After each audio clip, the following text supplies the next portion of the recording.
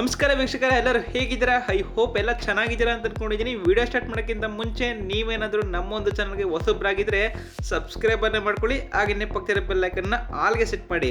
ವೀಕ್ಷಕರೇ, ನೀವು ಈಗಾಗಲೇ ತಮಿಳಲ್ಲಿ ನೋಡೇ ಇರ್ತೀರಾ. ಹೌದು, ಬಿಗ್ ಬಾಸ್ ಮನೆಯಲ್ಲಿ 5 ಜನ ನಾಮಿನೇಟ್ ಆಗಿದ್ದಾರೆ, 5 ಜನ ಸೇಫ್ ಆಗಿದ್ದಾರೆ.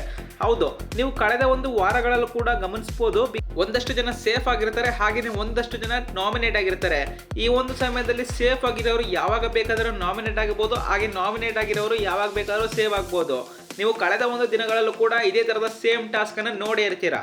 ಹಾಗೇನೆ ಈ ಒಂದು ವಾರ ಕೂಡ ಬಿಗ್ ಬಾಸ್ ಮನೆಯ ಟಾಸ್ಕ್ ಆಗಿ 5 ಜನ ನಾಮಿನೇಟ್ ಆಗಿದ್ದಾರೆ, ಹಾಗೆ 5 ಜನ ನಾಮಿನೇಟ್ ನಿಂದ ಸೇವ್ ಆಗಿದ್ದಾರೆ. ಏನಪ್ಪಾ ಕಾರಣ ಅಂತಂದ್ರೆ, ಬಿಗ್ ಬಾಸ್ ಮನೆಯಲ್ಲಿ ಈಗ ಕ್ಯಾಪ್ಟನ್ ಆಗಿದ್ದಾರೆ ರಾಶಿಕಾ ಅವರು ಈ ಒಂದು 5 ಜನ ಯಾರ್ಯಾರು ಅಂತ ಸೆಲೆಕ್ಟ್ ಮಾಡಬೇಕಾಗುತ್ತೆ. ಆಮೇಲೆ ಬಿಗ್ ಬಾಸ್ ಅವರು ಟಾಸ್ಕ್ ಅನ್ನ ಕೊಡ್ತಾರೆ. ನಾಮಿನೇಟ್ ಆಗಿರೋರೆಲ್ಲ ಒಂದು ತಂಡ, ಹಾಗೇನೆ ಬಿಗ್ ಬಾಸ್ ಮನೆಯಲ್ಲಿ ಸೇಫ್ ಆಗಿರೋರೆಲ್ಲ ಒಂದು ತಂಡ. ಈ ಒಂದು ಆಯ್ಕೆಯನ್ನ ಬಿಗ್ ಬಾಸ್ ಮನೆಯ ಕ್ಯಾಪ್ಟನ್ ರಾಶಿಕಾ ಅವರು ನೋಡ್ಕೊಳ್ಬೇಕಾಗುತ್ತದೆ. ನನಗನ್ಸೋದೇನಪ್ಪ ಅಂದರೆ, ಈ ಒಂದು ಟಾಸ್ಕ್ನಲ್ಲಿ ನನಗೆ ತುಂಬ ಫೇವರಿಸಮ್ ಮಾಡ್ತಾರೆ ಅನ್ಸುತ್ತೆ ರಾಶಿಕಾ ಅವರು. ಯಾಕಪ್ಪ ಅಂದರೆ, ಇವ್ರಿಗೆ ಇಷ್ಟವಾದ ಕಂಟೆಸ್ಟೆಂಟ್ಗಳನ್ನೆಲ್ಲ ಫಸ್ಟ್ ಸೇವ್ ಮಾಡ್ಕೊಳ್ತಾರೆ. ಹಾಗೆಯೇ ಇವ್ರಿಗೆ ಯಾರು ಬೇಡ, ಗಿಲ್ಲಿ ಆಗಿರ್ಬೋದು, ಹಾಗೆ ರಘು ಆಗಿರ್ಬೋದು, ಇಂಥವ್ರನ್ನೆಲ್ಲ ನಾಮಿನೇಟ್ ಲಿಸ್ಟ್ಗೆ ಹಾಕ್ತಾರೆ ಅನ್ನೋದು ನನ್ನ ಅಭಿಪ್ರಾಯ. ನಿಮ್ಮ ಅಭಿಪ್ರಾಯ ಏನು ಅಂತ ದಯವಿಟ್ಟು ಕಮೆಂಟ್ ಮಾಡಿ ತಿಳಿಸಿ.